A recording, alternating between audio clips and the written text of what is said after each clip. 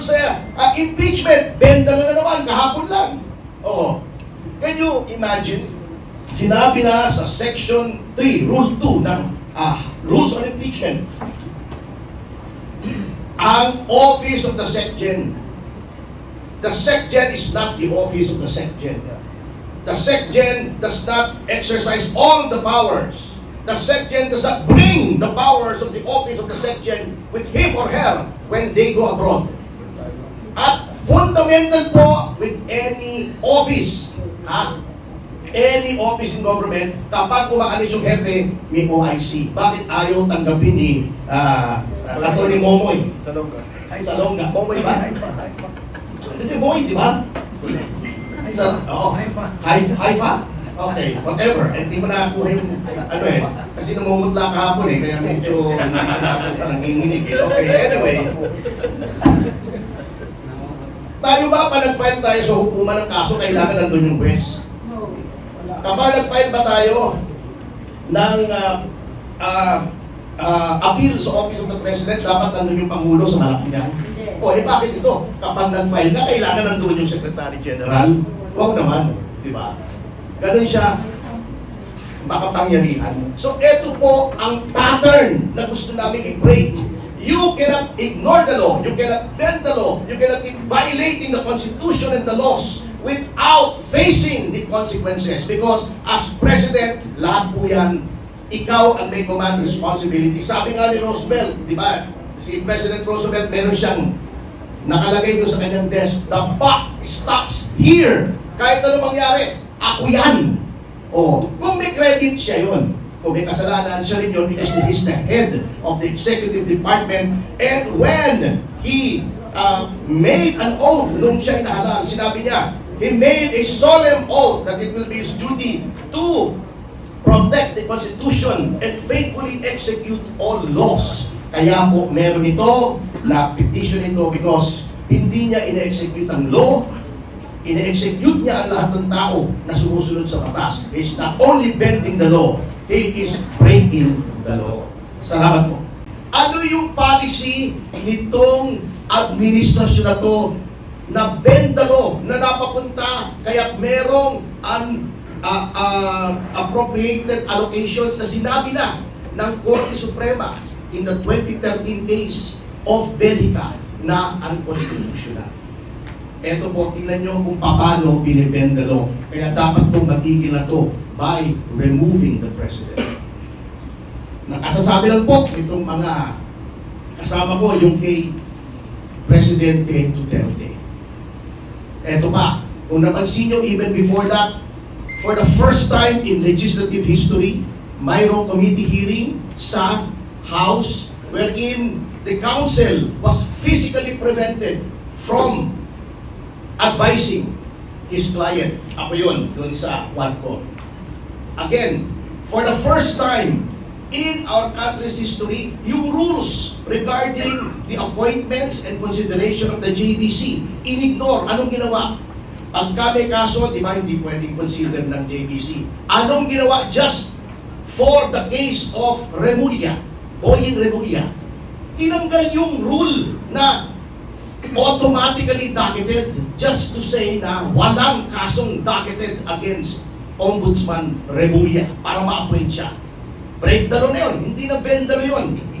Ano pa? Yung abuse ng administrasyon ng hearsay, nililin lang po ang taong bayan.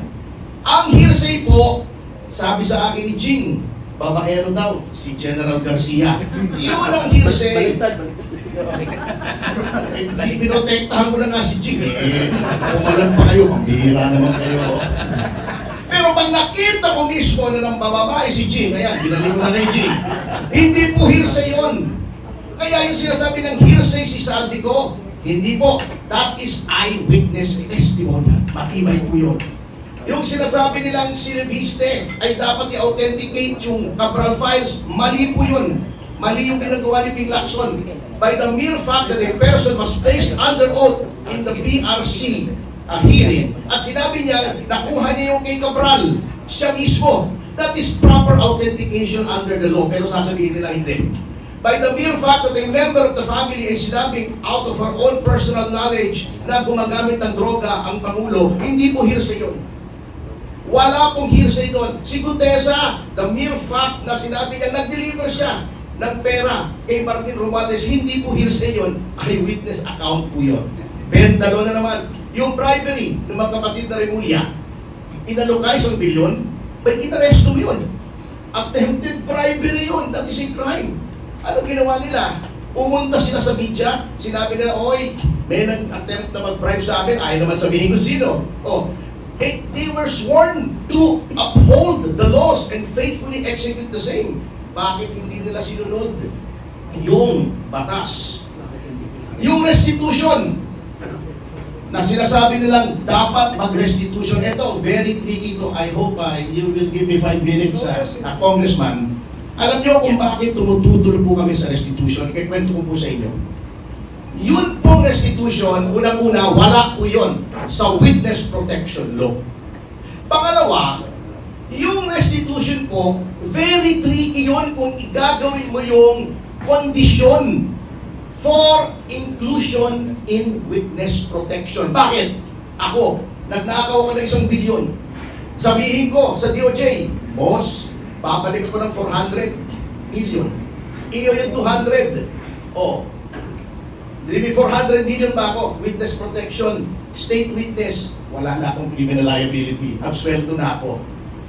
Ngayon, sinasabi ni Fadulion, pwede daw mag-agree ang DOJ sa restitution kung anong amount.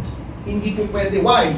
Allowing a person who stole from government to keep part of the loot is a contract that is contrary to public policy and therefore null and void. Hindi po ako nagsabi niyan. Yan ay nasa civil code. Look it up.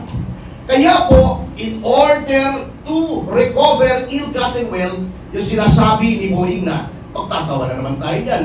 Hindi natin ma-recover. Binigyan agad natin ng immunity. Hindi po. Mali po si Boying dyan. Meron pong provision for civil forfeiture of ill-gotten wealth. Paano po? Ang Office of the Solicitor General ang magpa-file sa korte. Bakit po sa korte? Sapagkat hindi mo basta pwedeng sabihin, hindi pwedeng sabihin ng DOJ, ang ninakaw mo ay 500 million, 600 million. Kukunin namin. That is deprivation of property without due process of law. Who determines kung magkano ninakaw? Ang korte. Kaya sasabihin nila, mahirap sa korte. Hindi po mahirap. Unang-una, aside from the fact that that is the process provided for by law, kapag civil forfeiture po, there are 2 presumptions that are in favor of government. Number 1, the presumption that all assets over and above the legitimate income of a public official is presumed ill-gotten. Siya ang magpatunay na hindi ill-gotten. Number 2, since it is a civil suit, it is civil in nature. Preponderance of evidence lamang ang kailangan.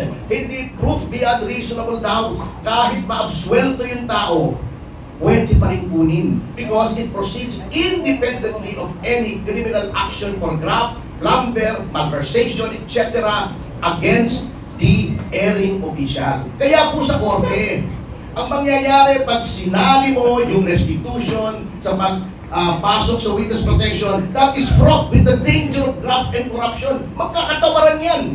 Kaya hindi po nilagay yung provision na yan sa witness protection. Kita nyo na. Pagkatapos, dinidefensa nila. Bakit? Gusto nilang, they want a piece of the action.